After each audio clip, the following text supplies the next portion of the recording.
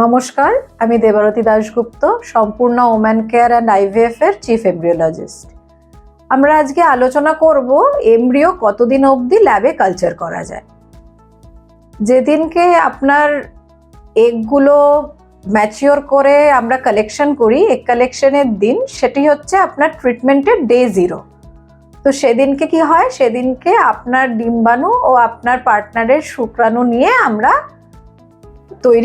Embryo তৈরি করার first স্টেপের দিকে এগিয়ে যাই। নেক্সট ডে আমরা, অর্থাৎ ডে 1-এ আমরা সেই এগ আর স্পার্ম মিলিত হয়েছে কিনা, ফার্টিলাইজেশন বলে সেটাকে, সেই স্টেজটা অ্যাচিভ করেছে কিনা সেটা আমরা মাইক্রোস্কোপের নিচে দেখি। তো অর্থাৎ সেটাই হলো প্রথম ধাপ, যেটা থেকে এমব্রিও তৈরি হওয়া সম্ভব। মানে যেই ডিম্বাণুতে ফার্টিলাইজেশন দেখা যাবে সেগুলো থেকেই শুধুমাত্র এমব্রিও কিন্তু তৈরি হবে, আর বাকিগুলো থেকে হবে না। এবার যেইগুলো আপনার ফার্টিলাইজ করলো সেগুলো আমরা কতদিন ল্যাবে রাখতে পারি। রিসেন্ট যে টেকনোলজি হয়েছে সেখানে এখন অবধি আমরা ব্লাস্টোসিস স্টেজ অবধি আপনার এমব্রিওকে কালচার করতে পারি। ব্লাস্টোসিস এমব্রিও কতদিনে তৈরি হয়?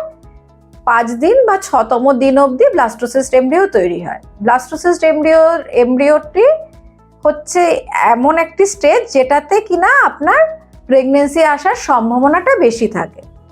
তো আমরা যেটা করি, ডে 1-এর পরে আমরা আবার 3 নম্বর দিনে এমব্রিওগুলোকে চেক করি। যদি দেখি সেগুলো ঠিকমতো গ্রো করছে, তাহলে আমরা সেই এমব্রিওগুলোকে আরও 2 দিনের জন্য ল্যাবে কালচার করি এবং ফাইনাল ডেতে আমরা ওগুলোকে গ্রেড করি, মানে কতগুলো ব্লাস্টোসিস স্টেজে গেছে এবং সেই ব্লাস্টোসিস স্টেজের মধ্যে কোনগুলোর কোয়ালিটি একটু ভালো, কোনগুলো একটু কম, সেই অনুযায়ী আমরা গ্রেডিং করে সেভাবে সেই এমব্রিওসগুলোকে আমরা ফ্রিজিং করে রেখে দিই, যাতে আপনার যখন এন্ডোমেট্রিয়াম তৈরি করবেন ডক্টর, সেই সময় প্রতিস্থাপনের জন্য।